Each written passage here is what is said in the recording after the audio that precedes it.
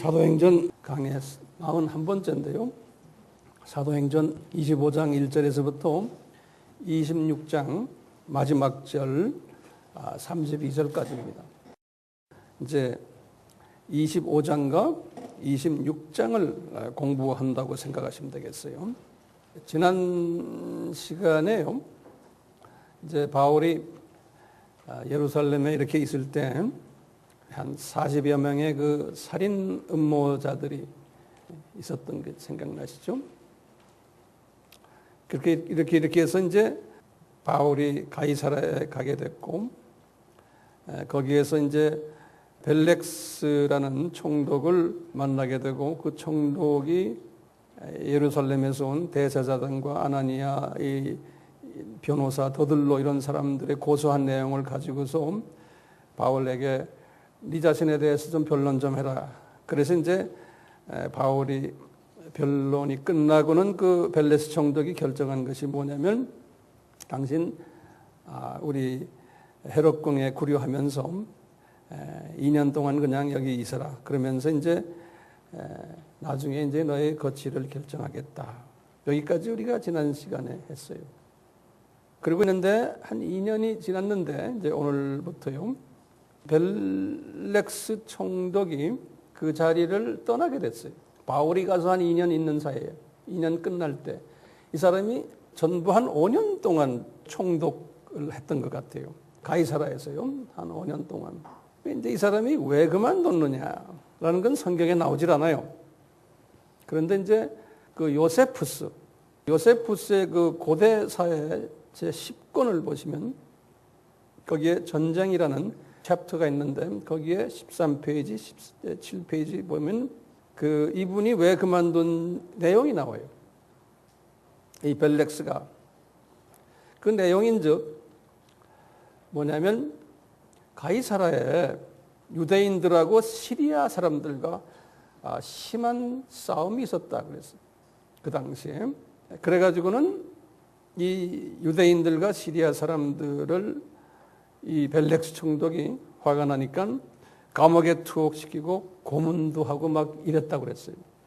이런 기록이 이제 그 요세푸스에 나오는데요. 그때 특히 유대인들이 공식적으로 로마에다가 편지를 보낸 거예요. 이 벨렉스 이 사람 우리를 너무나 못 살게 군다. 이 사람 좀 손 좀 보십시오. 이렇게 된 모양이에요. 그래서 이제 그 당시에 왕이 네로 왕 아닙니까? 네로 왕이 벨렉스에 대해서 불만이 있었어요. 왜냐하면 이 로마 제국의 그 소수민 정책은 뭐냐면 자기네가 점령한 그 나라의 국민들이 이런 소동을 일으키지 못하게, 다시 말하면 정복지 사람들을 마음 편하게 해줘야지만 로마 정권이 오래 가니까요. 이런 정책이었는데 이런 것에 이제 반한 일을 이 총독이 한 거예요. 이 벨렉스 총독은 유다 지방 전체 총독 아니에요? 그러면서 이제 그분이 어느 도시에 상주하게 됐어요? 가이사라에. 거기가 이제 소위 총독 관저가 있는데 예루살렘이 아니고. 그래서 이제 황제가 이 사람에게 책임을 물으려고 그러는 거예요. 그러니까 이 눈치를 챈 벨렉스가 이 바울을 내가 유대인이니까 너무 강하게 다루면 안 되겠다라고 이미 느낀 거예요. 지금 벌써 이제 저 수도에서 로마에서 유대인 함부로 강하게 다루지 말아라는 메시지가 왔으니까 그래서 이제 바울에게도 좀 많은 그 호의를 베풀어주고 이렇게 했던 것 같아요. 그렇지만 도저히 네로 왕이 이 사람을 가만두면 안 되겠다 그래서 완전히 해고를 시켜버린 거예요. 그래서 이제 로마로 데리고 온 거예요. 로마에 왔는데 자칫하면 이 사람이 이제 죽음까지 갈 수 있는 그런 환경이었는데 요세푸스 거기에 보면요. 이 벨렉스의 형이 있어요. 우리 지난 시간에 했죠. 그 팔라스라는 벨렉스의 형이 네로에게 간청했어요. 내 동생 좀 봐주십시오. 그래서 이제 네로가 이 벨렉스를 죽이진 않았어요. 이제 그 후에 요세푸스도 적질 않았어요. 이 벨렉스가 어디로 갔을까? 뭐 했을까라는 것은 우리가 이제 추측하는 수밖에 없어요. 아마도 이미 벨렉스는 바울을 통해서 복음을 그 부인과 받았죠. 기억나세요? 그래서 이제 기독교에 대해서 많이 아는 이제 그 수준까지 간 거예요. 그러니까 주님께서는 이 선교적인 차원에서는 벌써 이미 총독 출신이 고급 공무원이 복음을 받은 거예요. 그러니까 이 사람을 그냥 두지는 않겠죠. 그래서 아마 이런 쫓겨나도록 해가지고 이분이 로마에서 아마 복음을 전했든지 귀족들에게, 안 그러면은 로마 제국의 다른 지역에 가서 복음을 전했든지는 모르겠지만 아마도 부인과 함께 이 로마 제국의 이 상류층들 사회에 들어가서 복음을 전하지 않았을까.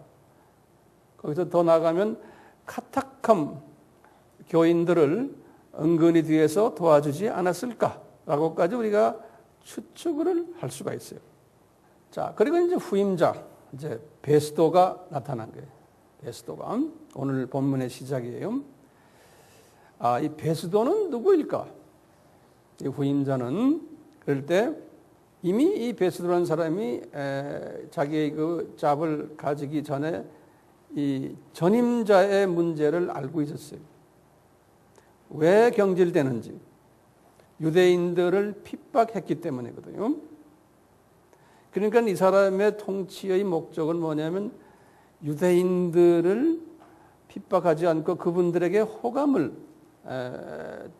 받게끔 자기 자리매김을 잘 해야 되는 거예요. 그러니까 바울에게도 그것이 이제 그대로 영향이 가는 거예요. 그래서 바울에 대해서도 이분이 호감을 많이 호의를 베풀었어요. 그 외에는 이 사람에 대해서는 요세푸스도 기록한 것이 없어요. 한 가지 기록한 게 있다면 이 사람은 전임자 벨렉스보다 더 지혜로웠고 정직했다, 이런 이야기는 있어요. 그 다음에 또 한 가지 기록은 뭐냐면 부임자 베스도는 가이사에 부임해서 2년 있다가 그 사람은 죽었다 그랬어요.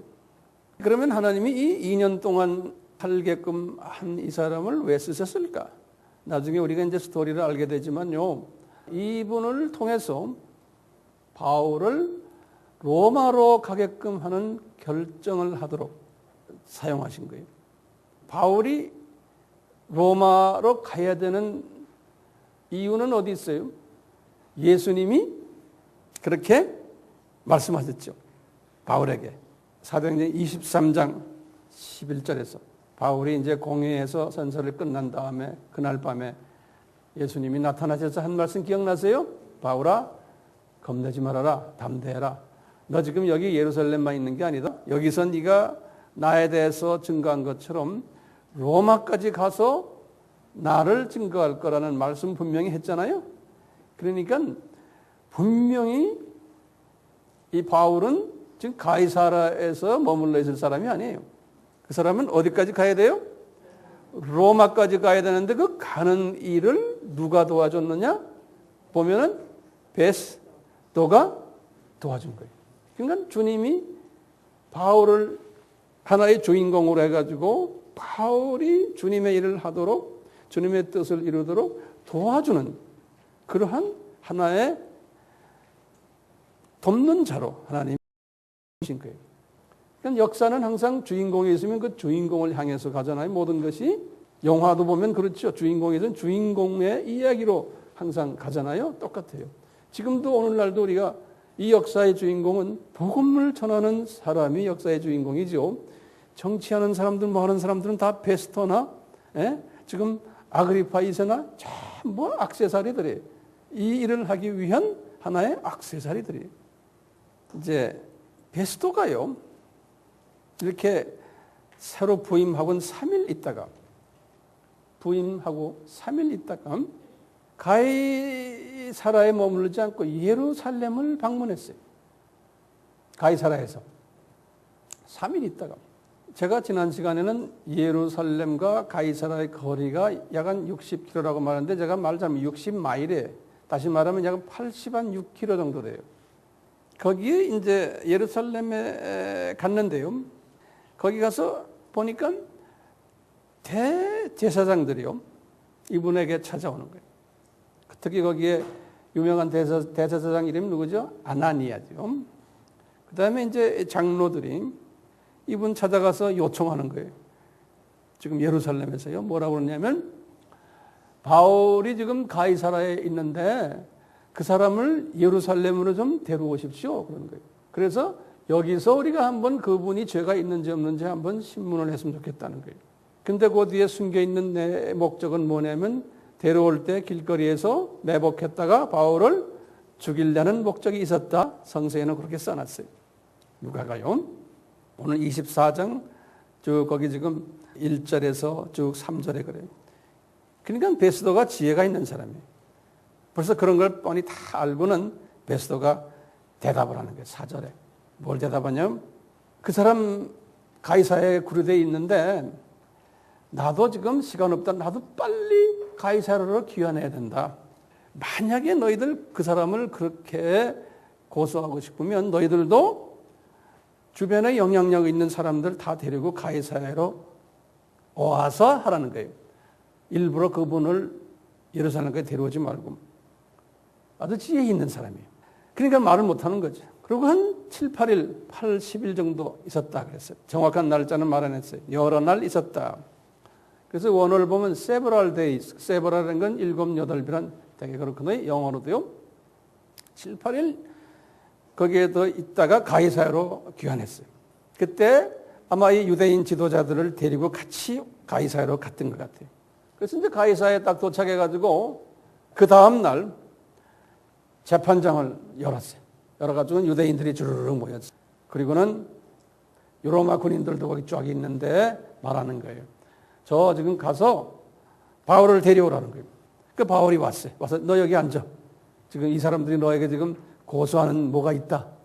바울이 딱 앉아서 이분들이 지금 고소를 하는데 고소 내용을 다 들어보니까 7절에 보니까 그걸 가지고는 증거 불충분한 거예요. 이 고소가 성립이 되지가 않는 거예요. 이 베스도가 딱 보니까 너희들끼리 종교의 이야기지 이게 로마 법에 어긋나는 이야기가 아닌 거예요.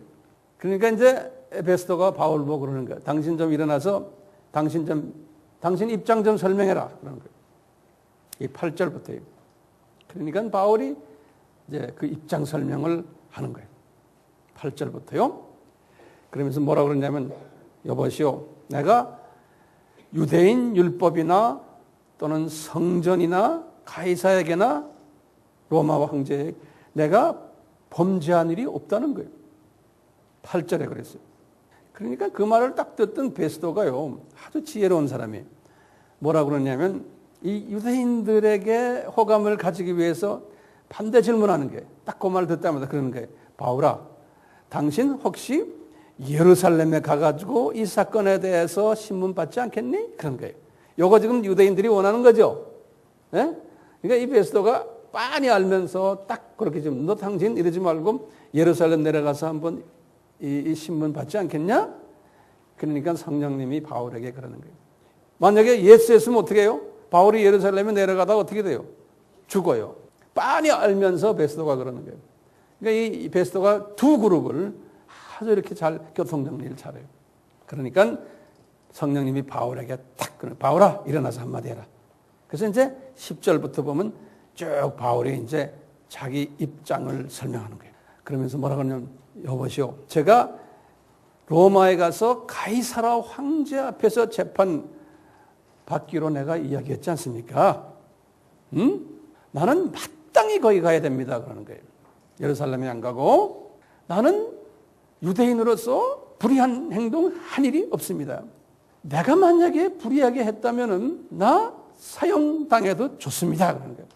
그러면서 로마 사람들이요, 내가 송사받을 아무런 죄성이 없는데 당신들이 혹시 나를 그런 사람으로 취급하면 내가 로마에 가가지고 당신들의 비리를 내가 설명하겠습니다. 그러는 거예요. 그럼 누구한테 지금 위협하는 거예요? 베스도에게 그러는 거예요. 그럼 바울이 어떤 때는 하나님의 종이지만 담대할 때는 굉장히 담대한 거예요. 베스도도 이러다 이게 잘못하다고 나도 목이 잘리겠구나 하는 생각 날 거 아니에요? 그러니까 베스도가 이거 안 되겠구나 그래갖고는 바울 보고 잠깐 거기 앉아 있어. 그래놓고는 배석자들을 다 모으는 거예요. 모아가지고 썰렁썰렁 의견하는 거예요. 우리 어떡할까 이거 지금. 성경에는 썰렁썰렁 했다는 말은 없어요. 그러니까 의논한 결과 뭐라고 그러냐면 나와서 딱 그러는 거예요. 바울 저 사람 로마 가이사 로마 황제에게 가서 법정에 서는 게 정도다 이렇게 딱 결정을 내리는 거예요. 이 결정은 대단히 중요한 결정이죠. 아까 봤죠? 예수님이 사도행전 23장 11절에서 하신 말씀을 이루는 거예요. 그날 밤에 주께서 바울 곁에 서서 이르시되 담대하라. 내가 예루살렘에서 나의 일을 증거한 것 같이 로마에서도 증거하리라 하리라. 나의 일에 예수님에 관한 정체성을 이야기하는 거예요. 바울이 딴 거 하는 거 아니에요. 예수님의 정체성만 이야기해요. 그게 우리의 사명이에요. 우리도 마찬가지예요. 교회의 존재 목적은 예수님에 대한 정체성을 얘기하는 거지 딴 얘기하는 건 그건 교회가 아니에요. 그러니까 바울은요. 이 예수님이 하신 말씀을 훨씬 전에 누구한테 들었어요? 아나니아에게서 들었잖아요. 그러니까 이분은 여기에 대한 믿음이 있었던 거예요. 우리가 지금 믿음이란 게 뭡니까? 믿음? 히브리서 11장 1절에 믿음은 하나님의 말씀을 그림처럼 보는 거예요. 하나님의 약속을. 믿음은 보이지 않는 것들에 실상하기 전에 보이는 것들을 내가 본 것처럼 이렇게 보는 거예요. 영의 눈을 뜨고 그게 믿음이에요. 그러니까 바울은 이미 자기가 여기에서 이제 떠나가지고 예루살렘에 도착해서 예루살렘에 있는 많은 로마 귀족들 복음화하고 또 자기가 스페인까지 가고 이 로마 제국이 복음화가 되는 것을 그림으로 본 거예요. 이 사람이. 그거 본 사람한테는 누구든지 이 사람을 어떻게 해칠 수도 없어요. 이 사람을 막을 길이 없는 거예요. 믿음이 있기 때문에. 이분은 이 믿음을 가지고 있었기 때문에요. 담대했던 거예요. 그때 그런 사람들에게 주님이 지혜도 주시고 때를 따라서 주님이 할 말도 주시고 또 주변 사람들이 이 목적을 위해서 다 사용받는 것을 자기가 이렇게 영화 장면에서 보듯이 다 보는 거예요. 그러니까 주님을 이렇게 믿음을 가지고 섬기면은 이게 보통 재미있는 게 아니에요. 재미있겠죠? 네, 이 보통 재미있는 게 아니에요. 이런 믿음을 딱 가지고 계시니까 주님께서요, 이제 바울에게 영화 장면을 하나하나 보여주는 그 다음 장면들을요.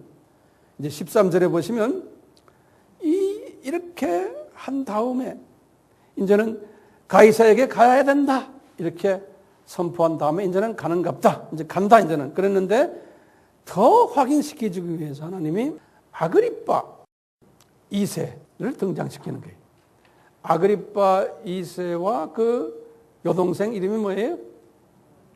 버니게. 기억나죠? 아그리빠 2세는 누굽니까? 그러면 이게 어디부터 시작이 돼요? 헤롯 왕조부터 시작하는 거예요. 다시 한번 적어보세요. 제가 칠판에 일본어 안 적었어요. 헤롯 왕조는 어떻게 돼요? 처음에 헤롯 왕이죠. 헤롯 대제죠. 마태복음 2장 1절에서 12절까지 나오는 분이죠. 예수님 태어났을 때 동방박사 때 예수님을 죽이려 했던 사람이죠. 두 번째는 그분의 아들 헤롯 안디바스예요. 이 사람은 마가복음 6장 14절에서 28절까지 나오는 사람이에요. 이 사람은 헤롯 안디바는 세례 요한을 죽이고 나중에 이제 누가복음 23장 8절에서 11절에 보시면 빌라도와 관계가 안 좋았는데 빌라도와 한편이 돼가지고 예수님을 십자가에 죽이도록 결정한 사람이에요. 두 번째 헤롯이 헤롯 안디바가요. 세 번째 그분의 아들이 헤롯 아그리빠 1세인 거예요. 이 사람은 사도행전 12장 1절에서 5절에 누구를 죽였어요? 세베대의 아들 야고보를 죽인 사람이에요. 이 아그리빠 1세의 아들이 지금 아그리빠 2세, 지금 우리가 지금 말하는 아그리빠 2세예요. 그런데 이 아그리빠 1세의 큰딸 이름이 누구예요? 버니게인 거예요. 1세의 버니게. 그러니까 2세하고는 무슨 관계예요? 시스터 브라더 관계예요. 그렇죠? 이 아그리파 1세의 막내딸이 누구예요? 드루실라죠. 누구의 부인입니까? 벨렉스의 부인인 거예요. 그러니까 오늘 아그리파 왕 하는 이 왕은 그러면 아그리파 2세를 말합니다. 됐습니까? 오늘 사도행전 26장 32절에 나오는 아그리파 왕은요. 그런데요. 이 아그리파 왕이요. 아그리파 2세입니다. 자기 여동생 베니게와 같이 가이사라를 방문하는 거예요. 그러니까 이제 아그리파 2세는요.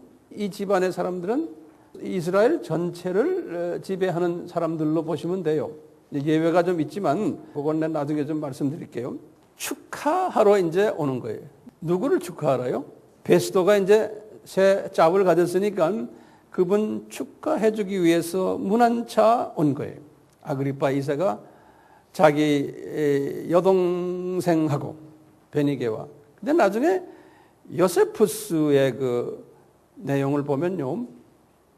요세푸스의 고대사의 10권에 쭉 나가다가 7편에 보면 무슨 이야기가 나오냐면요. 요 베니게라는 요 여자가 거기다 적어보세요. 이 베니게는 누군가? 아그리파 1세의 장년대 부친이 죽었을 때 부인이 아버지가 죽은 거예요. 44년에 죽었어요. 그때 그녀의 나이가 16살이었어요. 남동생은 17살이었고 그 남동생이 누구예요? 아그리파 2세. 지금 우리가 지금 말하는 아그리파 2세가 오빠가 17살이었고 이제 부인은 16살이었어요. 그런데 이 13살 때 이 자매가 자기 삼촌 칼리스라고 그래요. 칼리스, 헤롯 칼리스. 헤롯이라는 건 집안 이름이 우리가 아는 김씨, 이씨 하는 식으로. 칼리스와 결혼해가지고 자기 삼촌하고 아들 둘을 낳았는데 남편이 갑자기 사망했어요. 그래가지고 길리기아 지방의 왕, 길리기아라는 것은 다소 지방이죠. 다소의 그 도예요. 길리기아 지방의 왕인 폴레몬이라는 P-O-L-E-M-O-N 폴레몬이라는 사람과 그 왕과 재혼을 했는데 금방 이혼했어요. 또. 그러니까 이 여자가 누구하고 살았냐면 자기 오빠와 동거하기 시작한 거예요. 그 오빠가 누구예요? 지금 아그리파 2세인 거예요. 그러니까 이게 복잡한 집안이에요. 그러니까 지금 아그리파 2세가 베니게와 같이 가이사라에 지금 축하해주러 왔다는 건 알고 보면 자기 부인 데려온 거랑 마찬가지예요. 자, 그런데 이 여자가 나중에 아그리파 2세 자기 오빠하고도 헤어져가지고 이 여자가 바람기가 대단한 여자 모양이에요. 나중에 우리 그 로마의 디도 장군 있죠. 디도 장군이 주 70년에 그때는 장군이었어요. 로마 장군이죠. 이 디도 장군이 주후 70년 그 이스라엘을 패망시키고 성전 무너뜨릴 때 그때 그 여자의 내연에 처했어요. 이 여자가 그 남자의 디도 장군의 내연에 처했어요. 근데 디도 장군이 그 당시에 이분의 그 아버지가 누구였냐면 베스파시안이라고요. 디도 장군의 아버지 황제였어요. 그 당시에. 그러니까 아버지 베스파니안 V-E-S-P-A-S-I-A-N V-E-S 베스파시안 P-A-S-I-A-N 파시안 베스파시안 그래. 이게 이제 로마 황제의 9대 황제예요. 로마의 9대 황제. 이 9대 황제의 아들이 디도 장군인데 아버지가 이제 죽은 후에 주후 79년이에요. 70년에 성전이 무너지고 나라가 없어졌잖아요. 그 9년 후에 79년에 10대 황제가 됐어요. 이 디도가 황제가 됐는데 그 황제와 같이 놀아났던 여자가 이 베니게. 자, 그러면요. 계속해서요. 아그리파 2세는 그러면 누군가요? 아그리파 1세의 아들이다. 이렇게 봅니다. 그럼 1세는 누군가? 누구를 죽인 사람이에요? 세례 요한을 죽인 사람이에요. 그렇죠? 예. 그 다음에 또 보세요. 요 1세의 큰아들이 이 사람이고 큰딸이 베니게라가 수천 번 얘기했잖아요. 그 다음에 막내딸이 드루실라. 드루실라가 누구의 마누라요? 벨렉스의 마누라. 이렇게 해두세요. 자, 이렇게 해놓고 자기 아버지가 1세가 몇 살에 죽었냐면 이 사람이 몇 살 때? 17살 때. 주후 44년이라고 그랬죠. 이제 죽은 거예요. 죽어서 17살에 이제 왕이 된 거예요. 그 왕 이름이 뭐예요? 아그리파 2세예요. 2세가 됐는데 이 사람이 나이가 너무 어리니까 우리 같으면 누구죠? 무슨 대군이에요? 섭정한 대군이 누구예요? 대원군. 대원군 같은 사람이 하나 있었던 거예요. 그래가지고 이분을 그냥 섭정해주는 사람이 있었어요. 그러다가 이제 20한 5세 정도 됐어요. 이 사람이 그때 주후 한 52년 정도 됐을 때 한참 바울이 복음을 전하고 다닐 때 이때 이분이 통치 지역이 어디까지 갔냐면은 전 이스라엘에서요 북부 갈릴리 지방과 그 갈릴리 옆에 보면 데카폴리스라고 있어요. 지금 같으면 지금 갈릴리 호수에 지금 시리아 쪽에 데카폴리스 그걸 베레아라고도 불러요. 베레아. 베레아가 저 그리스에도 있지만 그쪽 지역도 베레아라고 그래요. 그러니까 통치 지역이 굉장히 넓어졌을 때 이분이 그런 그 통치를 하고 있었을 때 이루고 있을 때 지금 아주 파워가 있을 때 이때 지금 가이사라로 누구를 지금 찾아온 거예요? 베스도를 찾아온 거예요. 그 찾아온 게 주후 몇 년이에요? 주후 59년이에요. 그러니까 이 사람이 32세 때라고 보시면 되겠어요. 왕이 즉위된 후 약 한 15년 후에 찾아온 거예요. 자기 여동생 데리고. 그 헤롯 가문에 대해서요. 우리 알려면은 빌라도와의 관계를 좀 알 필요가 있어요. 우리 성서를 이해하려면 그래서요. 조금 복잡하지만 그냥 잘 적어보세요. 이 헤롯 안디바예요. 그러니까 두 번째 이대요. 헤롯 안디바와 그 사람은 누군가 세례 요한을 죽인 사람이 헤롯 안디바 두 이대가요. 그리고는 예수님의 십자가까지도 지는데 빌라도와 공모를 했다 그랬어요. 성서에 보면 빌라도와 사이가 나빴어요. 빌라도는 유대 지방 통치하는 분이고 빌라도는요. 이 양반은 특히 이 당시에는요. 아버지가 죽은 후에 다시 말하면 헤롯 1세 제일 먼저 헤롯 대왕이 이제 그 지역을 다 이스라엘과 이 북쪽 다 이게 점령하고 있다가 이 사람이 죽은 후에 이 사람의 아들들이 여러 명이 있었는데 그 중에 세 아들에게 그 이스라엘 땅을 셋으로 등분해 줬어요. 이 사람이 죽은 후에요. 그 1세 이야기입니다. 지금 헤롯 대왕입니다. 첫째. 그래서 이제 그 아들 셋에게 나눠졌는데 첫째 헤롯 안디바예요. 안디바는 어디를 받았냐면 갈릴리 지역과 그 옆에 베레아 지역 이쪽을 분봉왕으로 받은 거예요. 이분이 동생 빌립은 또 그 밑에고 그 다음에 동생 루사니아라고 있어요. 이런 사람들은 또 달라요. 그래서 이제 누가복음 3장 1절에서 보면 그렇게 돼 있어요. 그 다음에 마태복음 14장 1절에도 보면 요 헤롯 안디바가요. 요 북쪽 관할 왕이에요. 그러다가 이제 나중에 이 사람의 아들 후부터 또 이 왕이 이스라엘 전체를 또 이렇게 관장하게 되는 거예요. 그러니까 요 사람 때는 요 북쪽만 했던 사람이에요. 근데 요 사람이 북쪽만 했지만 이 집안이 파워가 있으니까요. 이 사람이 예루살렘 방문 왔을 때 이제 예수님의 십자가 직전이거든요. 달리기. 그러니까 이제 이 사람이 왔을 때 빌라도와 의논하는 거예요. 빌라도가 이제 이미 결정했잖아요. 그러니까 이분에게 물어보는 거예요. 북쪽 지금 왕이 잠깐 예루살렘에 방문한 사람한테 예수님 죽여도 되겠습니까? 이렇게 이제 이야기하니까 이 사람 why not? 그래가지고 성경에 분명히 써놨어요. 이 둘은 아주 원수 관계였는데 예수님 때문에 친해졌다. 이런 말을 성경에 써놨어요. 우리 성경 재밌죠? 지난 시간에도 조금 했지만 제가 엊그제 우리 신학생들에게 제가 이것을 강의를 했어요. 헤롯 왕가가 저주받은 장면. 또 구체적으로 말하면요. 도대체 이 이삭의 두 아들이 첫째 아들이 누구예요? 에서. 쌍둥이가 나오죠? 창세기 25장 이야기거든요. 25장 19절에서부터 34절이에요. 그 나중에 꼭 보세요. 그 내용을 내가 간단하게 설명해 주면요. 이제 이삭이 60세 됐을 때예요. 이삭이 40세에 결혼했는데 60세 됐을 때까지 아이가 없다가 쌍둥이가 이제 리브가, 레베카라고 그러죠. 이 레베카의 쌍둥이를 안게 된 거예요.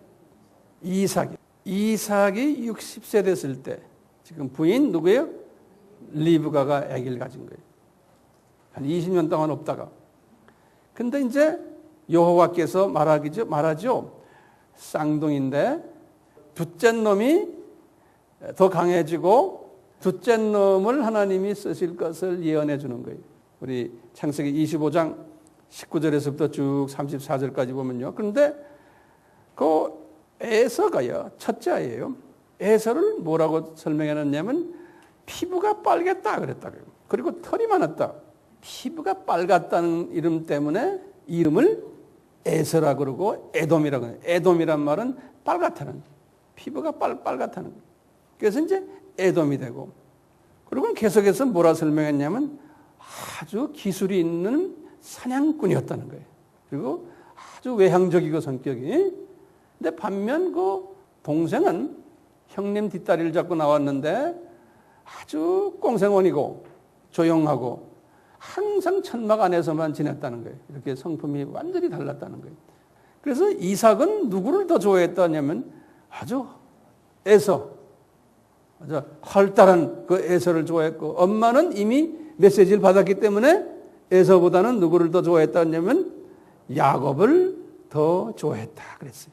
그부터 보시면요, 그 에서의 그 후손들의 이름들이 성경에 쫙 나와요. 창세기 36장 1절에서부터 43절쯤 보면 에서의 그 후손들이 쫙 나와요.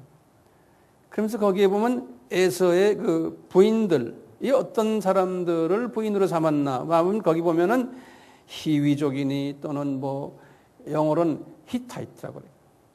그 다음에 히바이트, 그다음에 이스마엘의 딸과 결혼했다는, 이스마엘의 딸과 바세마라고요. 36장 2절에 보면.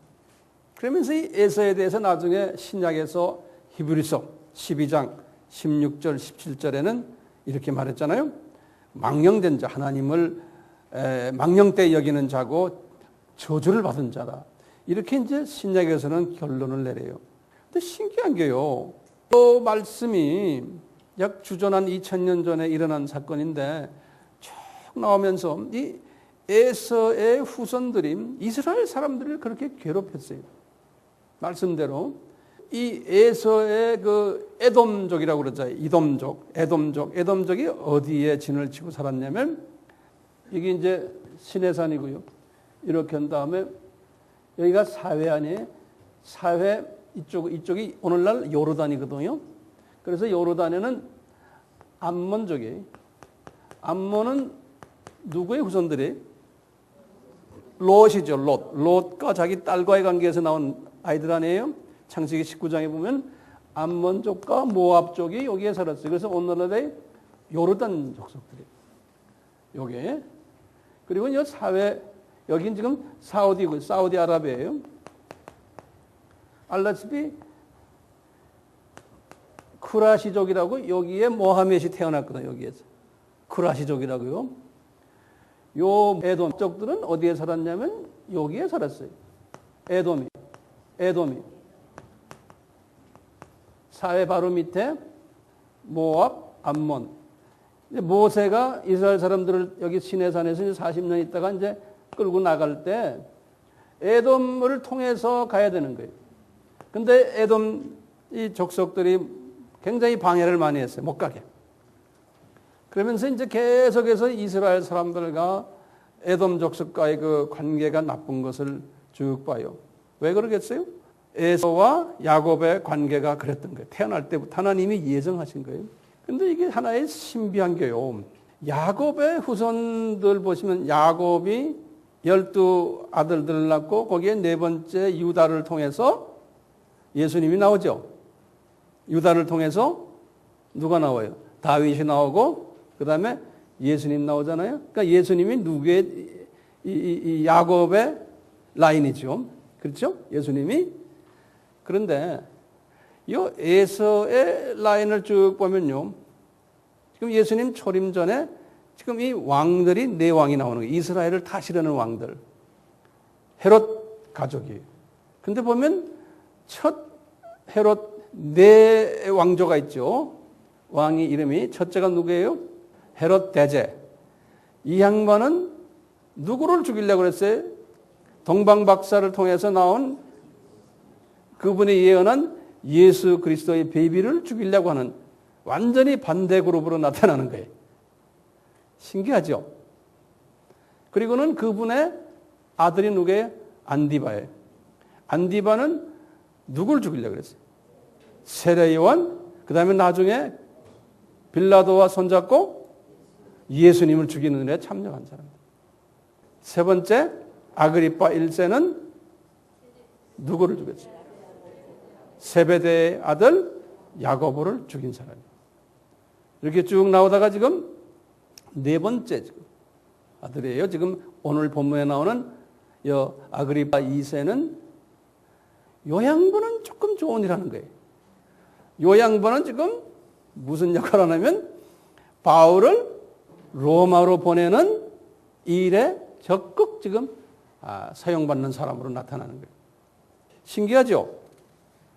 이것이 왜 이렇습니까? 이것이 우연히 지금 에서와 야곱의 이 관계가 지네끼리 나빠서 이렇게 우리가 인본주의적으로는 그렇게 보지만 신본주의적으로는 볼 때는 이게 하나님이 계획하신 거예요. 그러니까 지금 이 헤롯 왕조들이 이런 짓을 하는 게 다 하나님의 계획 속에서 움직이는 거예요. 성서는 우리가 인본주의가 아니고 신본주의로 봐야 되는 거예요. 근데 이게 왜 인간적인 지성적으로 볼 때는 이게 왜 이렇습니까?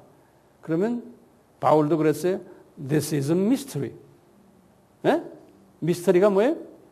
이거는 우리의 이성으로 논리로 해결되는 게 아닌 거예요. 이건 미스터리인 거예요. 이제 14절부터 보시면 이제 아그리파 2세가 자기 여동생하고 같이 자기 부인이죠. 이제 가이사야에 이제 인사차 왔어요. 와가지고 베스도한테 이제 축하한다 인사를 한 다음에요. 그리고는 베스도가 안 그래도 이 바울 문제 때문에 내가 골치 아픈데 이 파워풀한 자기 위에 상관이 왔으니 내가 바울에 대해서 한번 좀 보고를 드려야겠다는 생각을 가진 거예요. 그렇죠? 그래서 이제 14절에 그랬어요. 베스도가요, 이제 14절부터 이제 15절로 들어가면 바울에 대해서 아그리파 2세에게 설명해 주는 거예요. 우리가 지금 이런 사람 하나 있는데 좀 골치 아픕니다. 그러면서요, 내가 지금 한 사람을 구류해 놓고 있는데 왕이요, 내가 얼마 전에 예루살렘에 있었을 때도 그랬고 유대인들이 이 사람을 자꾸 고소해가지고 잡으려고 합니다. 죽이려고 그러고요. 근데 내가 보니까 이게 유대인들 지네끼리의 총파 싸움이지 우리 로마 정권에서 간섭할 일이 아닌 것 같다는 거예요. 그래서 내가 이것을 어떻게 다뤄야 될지 나도 잘 모르겠습니다. 저를 좀 도와주십시오. 그러는 거예요. 그러니까 이 임금이 다 듣고 있다가요, 나 그 사람 좀 한번 만나보자 그러는 거예요. 한번 만나보자. 그래서 이제 그 사람 데리고 왔어. 그 다음 날에. 그 사람이 누굽니까? 바울을 데리고 온 거예요. 데리고 와가지고 딱 앉혀놨는데 거기에 이미 높은 임금님이 쫙 계시고 천부장도 있고 로마 군인들 다 유니폼 입고 있고 왕은 왕복을 쫙 입고 말이죠. 뭐 요란 찬란했겠죠. 예? 이런 데에 딱 바울이 들어간 거예요. 들어가서 딱 보니까 대단한 사람들이 거기 다 있는 거예요. 세상에 이스라엘 전체를 지고 흔드는 로마의 왕이 있고 그 밑에 도지사도 다 있고 천부장 군인들 또 똘마니 군인들 잔뜩 있는. 그러니까 바울을 딱 앉혀놓고 이제 베스도가 연설을 하는 거예요. 바울을 앉혀놓고요. 네? 이제 공식적으로 왕에게 바울에 대한 설명을 해주는 거예요. 그런 거예요. 24절부터는 그래요. 아그리빠 왕이요, 또 여기 앉아있는 모든 내외 기분들이요, 그런 거예요. 당신들이 보는 이 사람은 유대인들이 크게 소리 지르면서 죽이려고 하는 대상입니다. 이 유대인들이 지금 저기 앉아있잖아요. 저 사람들도요, 이 사람을 죽이려고 별짓다 합니다. 이렇게 이야기하는 거예요. 실제로 지금 누구 보고 들으라고 하는 거예요? 아그리빠 2세 보고 들으라고. 관중들 있는 데서. 그러면서 이제 이 사람이 자기 의견을 말하는 거예요. 이 베스도가요. 내가 이 사건을 자세히 조사해 보니까 죽일 죄를 범한 일이 바울에게 없다는 거예요. 그런데 바울은 내가 놔줘도 되는데 죽일 죄가 없기 때문에 자꾸 고집 부리는 게 자기는 로마까지 가서 카이사 황제에게서 재판받으려고 자꾸 자기한테 깐죽깐죽거린다는 거예요. 응? 그래서 나도 골치 아파서 나도 이 문제 내 손에서 벗기게 하려면 항상 로마에 계신 황제에게 보내기로 작정을 했다는 거예요. 그렇지만 우리가 여기 모인 목적이 있습니다. 그러는 거예요. 이제 주로 이제 그 왕을 향해서 말하는 거예요. 목적이 뭐냐면 혹시나 황제에게 데려갔을 때 이 사람을 더 좀 자세히 황제에게 드릴 자료를 좀 구하려고, 고소 자료를 구하려고 이 자리에 모였습니다. 이렇게 이제 이 베스도가 연설하는 거예요. 그러니까 아그리빠 왕이 쫙 듣고 있다가 이제 이분이 예수님이 거기 옆에서 구경하실 거 아니에요? 예? 아그리빠 왕이 딱 있다가 뭐라 그러냐면, 여보 바울! 그러는 거예요. 그러면서 당신 할 말 있으면 한번 해봐. 그러는 거예요. 그러니까 바울은 그럴 때마다 신이 나잖아요. 기라성 같은 사람들이 다 앉아 있는데, 왕까지 앉아 있는 데서 하나님이 바울에게 연설을 하도록 하는 거예요. 근데 이분의 연설을 딱 분석해 보면요, 26장 2절에서부터 쭉 26장 23절까지 바울의 연설을 쫙 나중에 이제 여러분들 자세히 보세요. 여기 보시면 5개의 단원으로 구성되어 있어요. 5개의 단원으로. 하나하나 좀 적어보세요. 바울의 연설이 첫째는 서론과 인사와 감사 내용이 적혀 있는 거예요. 26장 2절에서 3절에. 두 번째는요, 자기 자신의 개종 전 모습을 설명해 주는 거예요. 이 임금한테. 26장 4절에서 11절에. 그리고는 개종하는 그 순간 장면을 또 설명해 줘요. 개종 장면을. 26장 12절에서 15절에. 그 다음에 네 번째 단어는 개종되자마자 자기가 받은 사명이 무엇인지를 설명해 줘요. 예수님한테 받은 사명. 26장 16절에서 18절에. 그리고 마지막으로 5번째는요, 자기가 이런 사명을 받은 사람이 이제는 자기가 하는 행위, 지금 자기가 하고 있는 행위의 타당성을 설명해요. 내가 왜 이런 짓 하느냐, 안 하느냐 하는. 26장 19절에서 23절이. 자, 그러면 우리가 잠깐 한번 봐요. 바울이 어떻게 이 5 단원을 설명하는지. 첫째 단원은 이렇게 설명하는 거예요. 첫째가 뭐였어요? 서론과 인사와 감사에. 뭐라고 그러냐면, 여기 앉아있는 신사성령 여러분, 특히 이 아그리빠 왕이요, 딱 하면서 뭐라고 그러냐면, 제가 이렇게 부족하지만 왕 앞에서 이렇게 나의 입장을 설명할 수 있게 돼서 다행입니다 라는 단어를 썼어요. 영어로는 fortunate. 다행입니다. 나 이 말 듣고선 기분 나빴어요. 제가요. 어떻게 하나님의 그 유명한 종이 이 불교 용어에 다행입니다. 운이 좋아서 여기 앉아 있다는 게. 예? 지금 운이 좋아서 그 사람이 지금 여기 와서 이야기합니까? 이건 예수님이 특별히 은혜를 줘서 지금 이 교회까지 준 건데 이 양반이 말은 다행입니다. 말이 안 되죠. 저도 가끔 우리 교인들에게 그러죠. 뭐 다행이다 쓰면 내가 소리 지르죠. 그것은 크리스천 랭귀지가 아닌 거예요. 크리스천 랭귀지는 뭐예요? 예수님의 은혜입니다. 이렇게 말해야 하는 거예요. 근데 왜 바울이 다행입니다 이렇게 말했을까요? 그래서 가만히 생각해서 내가 좀 은근히 좀 화가 났어요. 이걸 읽으면서 주님이 저에게 이런 말씀을 주시는 거예요. 바울은 그 대상을 보고 이야기하는 거다. 바울은 까멜리온이죠. 예? 영적인 어린아이들에게는 어린아이식으로 말해주죠. 지금 뭐냐? 예수님의 은혜로 여기 서 있습니다. 그랬으면 저 새끼 죽여 하고 막 덤벼들었을 거예요. 예? 안 그래도 하는데, 그러니까 말을 어떻게? 다행입니다. 내가 여기 서서 당신들에게 말하는 것은. 이분은 까멜리온이라는 말은 성경에 어디 나와요? 고린도전서 9장 19절에서 23절이. 바울이 항상 그러죠. 나는 유대인 앞에서는 유대인처럼 이야기하고 믿음이 없는 사람한테는 그런 식으로 하고 또 이방인에게 가서는 이방인식으로 하고 어린아이 앞에 가서 어린아이식으로. 나는 까멜리온이다. 왜? 한 사람이라도 복음으로 참여케 하기 위해서. 이 바울의 이 정신이 아주 투철한 거예요. 그러면서 이 인사말로 이러는 거예요. 다행입니다. 당신 앞에 내가 이렇게 말하게 돼서 그러면서 하는 소리가요. 그분을 칭찬하는 거예요. 당신 내가 듣기로는 유대인의 모든 풍습과 문제를 다 아시는 분로 제가 알고 있습니다. 그러면서 하는 말이게 내가 지금 두서없이 말하지만 좀 참으시면서 너그러이란 말인데 영어로는 그래 patiently 그랬어요. 참으시면서 한국말은 너그러이 그랬어요. 잘 제 말을 들어주시길 바랍니다. 그런 게 항상 그렇게 지금 어려운 환경 속에서도 항상 서론과 본론과 결론은 이분에게 꼭 있어요. 우리도 마찬가지. 말을 전개할 때는 항상 서론이 있어야 되고 서론에서는 항상 듣는 사람을 높여주고. 예수님의 편지에서도 보면 계시록에 보면 다 그렇죠. 다 이렇게 높여주는. 그래서 이 사람의 마음문을 열고 잘 듣도록 만들어준 다음에 거기다가 이제 메시지를 던지는 거예요. 그러면서 이제 한 다음에 이제 두 번째요. 개종 전에 자기의 모습을 간단하게 설명하는 거예요. 당신 유대 나에 대해서 다 들었죠? 그러면서요. 그러면서 이분이 그러는 거예요. 유대인들이 나의 젊은 모습을 다 알고 있습니다.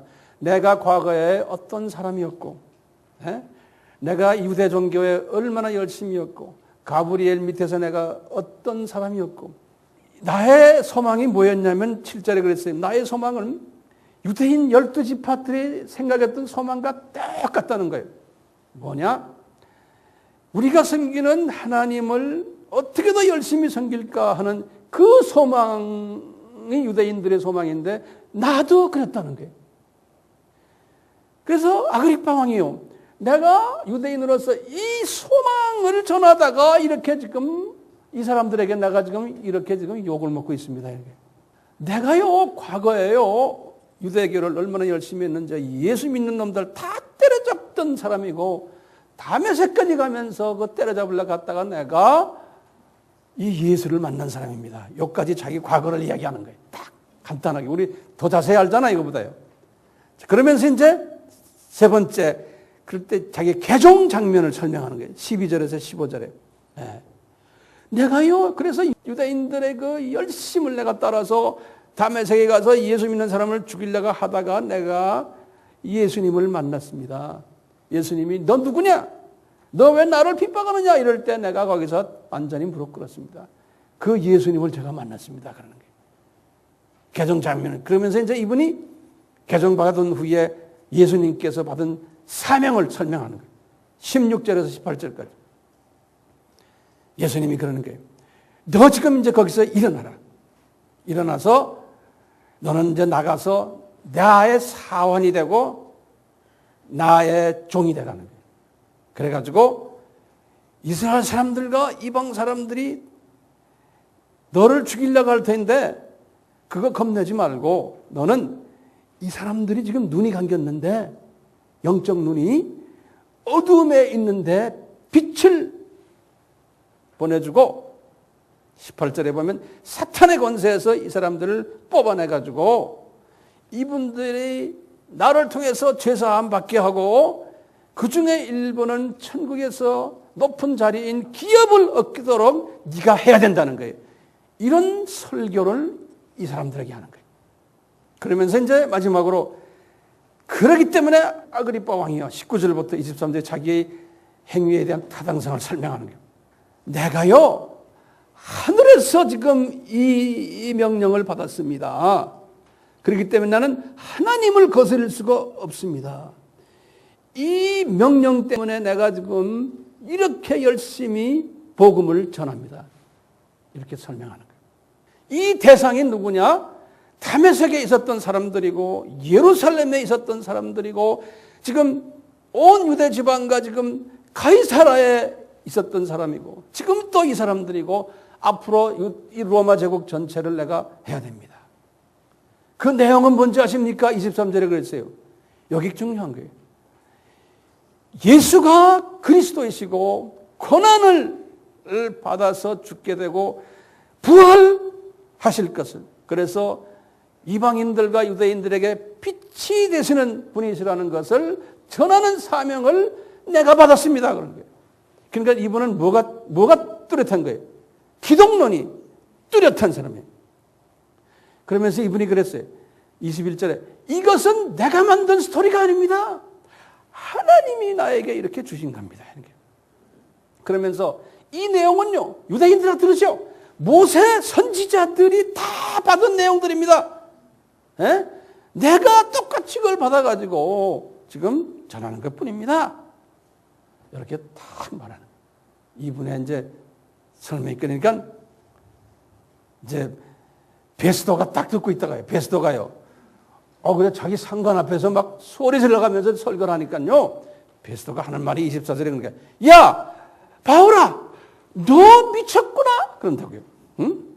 네가 그렇게 학문 공부를 많이 하더니 너 정말 돌았구나 그러는 거예요. 24절에요. 이 말을 할 정도면 베스도도 지금 뭐예요? 복음 받은 거예요. 지가 좋든 나쁘든 복음 받아가지고 그 반대 반응을 하지만 속으로는 이미 받은 거예요. 너 미쳤구나.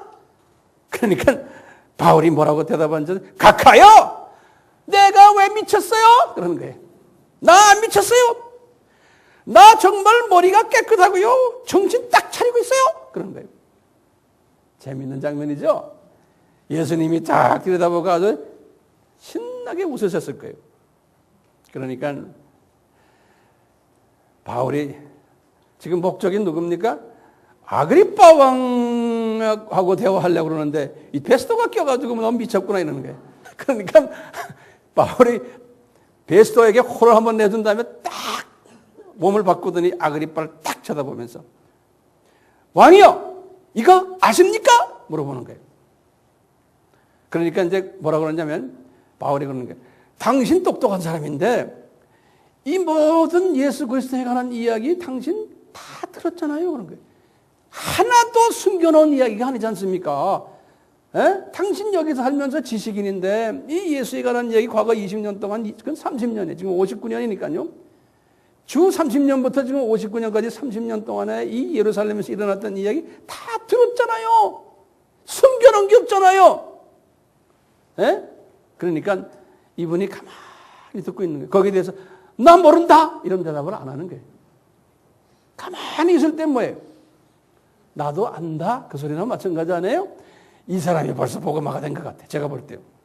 그러니까 이 분이 대답하는 거예요.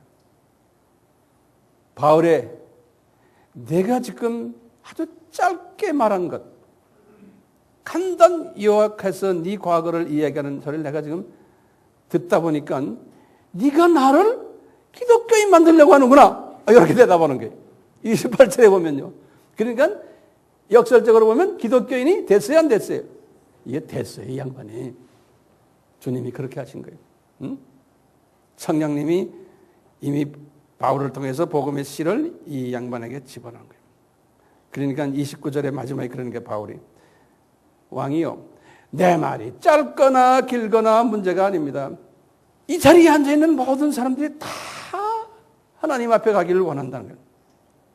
그렇지만 조건이 있다는 거예요. 나처럼 복음 전하면서 이렇게 결박당하면서 고난받지 말고 아주 기분 좋게 하나님한테 가서 하나님 섬기시오 그러는 거예요.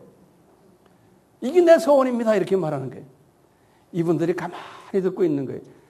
예수 믿다가 쟤처럼 되면 어떡하지? 이런 걱정하는 사람들에게 에? 바울이 딱 그렇게 말하는 거예요. 자, 듣고 있는 사람들이 누구요? 아그리빠 왕, 베스도 총독, 베니게, 가이사라에 있는 모든 고급 공무원들, 시장부터 천부장, 백부장, 군인들, 그 다음에 거기 유대인 지금 제사장들, 대제사장들, 바리새인, 사두개인들, 이분들이 다 바울이 이렇게 하니까 간부회의를 소집한 거예요. 그 자리에서 또. 이게 안 되겠거든요. 아그리빠 왕, 베니스, 베니게 그 바람둥이 마누라까지 다 와서 야 이거 어떡하지 우리? 그러니까 간부회의가 결정 내용이 31절이에요. 간부회의가 성령님이 거기에 주인이 실제 거기에 주인은 예수님 아니에요? 성령님과 같이. 그러니까 이 사람이 바울이 사형이나 결박당할 만한 행사가 없구나. 본인이 가이사에게 가겠다고 호소하니 우리 로마로 보내자. 만약에 지가 안 간다고 그랬으면 우리는 이 사람 지금 석방해야 된다. 이게 결정인 거예요. 그러니까 죄가 없다. 지가 지금 로마로 가서 거기가 재판받으려니까 로마로 보내는 거지. 지가 가기 싫다 그러면 풀어줘야 된다 이 사람. 에? 이렇게 결정해버린 거예요. 지금 이 바울이요. 가이사라에서 2년간 있으면서 어떤 일들을 하나님이 하도록 했어요? 벨레스 총독 그 부인 드로실라 복음화했고 베스도도 복음화했고 아그리빠 왕, 베니게, 가이사라의 모든 공무원들, 로마 군인들, 심지어는 예루살렘에서 바울을 공격하려고 왔던 유대인들 다 이렇게 복음화가 된 거예요. 2년 동안이요. 그게 낭비된 게 아닌 거예요. 하나님의 철저한 계획 속에서. 그렇지만 바울의 어려움이 있었지만 그 어려움을 바울은 즐겁게. 왜냐하면 이분은 믿음이 있었기 때문에. 자, 여기가 난 또 간다는 걸 알았기 때문에. 우리도 이 믿음이 있어야죠. 지금 우리가 지금 닥쳐있는 모든 어려움들 여기에 지금 노예가 되지 말고 내 할 일은 뭐다. 나는 앞으로 어떻게 살아야 된다는 그 믿음이 있는 사람은 뭐 지금에 있는 여러 가지 이런 일들을 그렇게 대수롭게 생각할 필요가 없는 거예요. 자, 바울은 가이사라에서 사형당하고 죽게 돼 있어요? 아니에요. 우리 주님의 예수님의 사명자들은요. 사명 완수하기 전까지는 절대로 죽지 않는다. 절대로 안 죽어요. 인간이 말이죠. 자기 마음으로 무슨 일을 경영하지만 뒤에서 행하시는 움직이는 분은 예수님이세요. 그러니까 때를 따라서 보호천사를 보내시고 육신의 약함도 있지만 항상 그래도 건강을 주시고 넘어지려고 하면 또 세워주시고 누가 보면 망하고 넘어질 것 같은데 절대로 사명이 있는 사람은 주님께서는 절대로 그 사명이 끝날 때까지는 데려가지 않으세요. 우리 지금 AMI 식구들은 다 사명자들이에요. 여러분들은 목사님 저는 아닌데요. 그렇게 생각할 수 있지만 그런 사람이 아니면 이곳에 불러주질 않아요. 그래서 우리 교회는 아예 사명자 훈련하도록 이 책상이 다 돼 있어요. 여러분들 편애라고 책상 만들어 놓은 줄 아세요? 사명자 훈련 받으라고 책상 만들어 놓은 거예요. 어떤 사람은 와서 교회가 왜 이래? 교회가 이렇게 돼야 되는 거예요. 교회가 의자 놓고 앉아서 딱 앉아서 설교 좀 듣다가 그냥 그게 교회가 아니에요. 교회는 하나님의 말씀을 철저하게 훈련받는 것이 교회예요. 아멘? 네. 자, 제가 마지막 질문 하나 던지고 그만두려고 그래요. 바울이요. 이제 무죄 선고받았어요.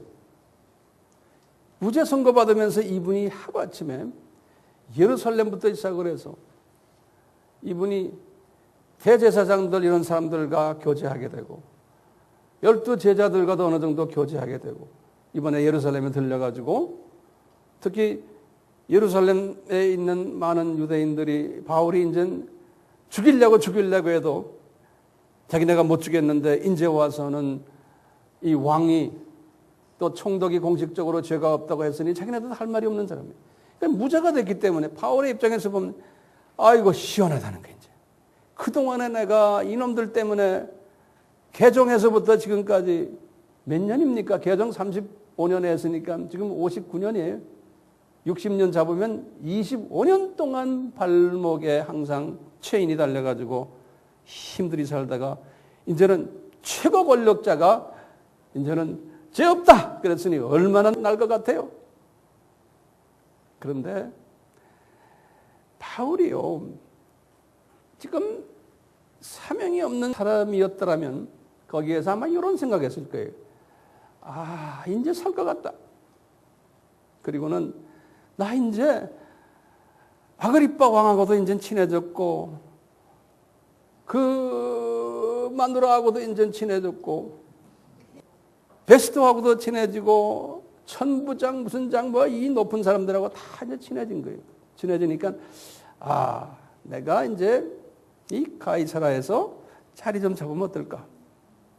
네? 이 사람들과 힘써서 복음 전하는데 이 사람들을 잘 이용해가지고 로마 복음화를 빙자해서 이 사람들 이용해가지고 로마 복음화 하는데 사용하면 어떨까?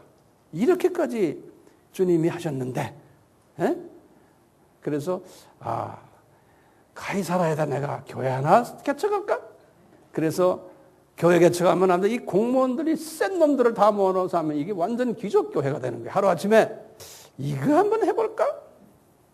이런 생각 했었을 거예요? 아니에요. 그런데 바울에게는 그 생각을 주님이 가지지 못하게 한 거예요. 이게 은혜인 거예요. 사람이기 때문에 항상 그 생각을 하게 돼 있어요. 그것도 예수님의 이름을 사용해서, 복음을 사용해서. 왜 하나님이 바울이 그렇게 하지 못하도록 했을까요? 만약에 바울이 그렇게 해서 큰 교회를 하고 유명 인사들과 같이 놀고 조창기도회, 정부 조창기도회, 로마 제국을 향 조창기도회, 우리나라 국회 무슨 조창기도회 이런 거 있지 않습니까? 예? 센 놈들 다 모아놓고는 다 예배드리고 조창기도회하고 뭐 했으면 아, 뭐 로마 제국을 위해서도 축복기도 해주고 왜 이렇게 해서 바울이 뜰 수 있었는데 하나님이 못 뜨게 할까요? 그렇게 뜨면은 바울도 도리무탕이 돼버리는 거예요. 주님이 쓸 수가 없는 거예요. 그러니까 바울을 주님이 사랑하시기 때문에 절대로 그런 데 물들게 하지 않으시는 거예요. 왜? 이게 사람이 가지고 있는 약한 부분이에요. 누구나 다 좋아하는 거예요. 그러니까 하나님이 진짜 사랑하는 사람은 숨겨놓는 거예요. 그리고 그런 데 끼지 못하게 하는 거예요. 그러면서 바울로 하여금 너는 그냥 외골수로 예수님만 쳐다보고 가라. 너 필요한 거 있냐? 필요할 때마다 도와준다. 내가 옆에 있잖아. 그러니까 주님이 바울을 숨겨놓은 거예요. 그러니까 바울이 아예 그런 생각도 하지 못하도록. 그러니까 바울이 아차! 이 좋은 기회를 내가 이용해야지.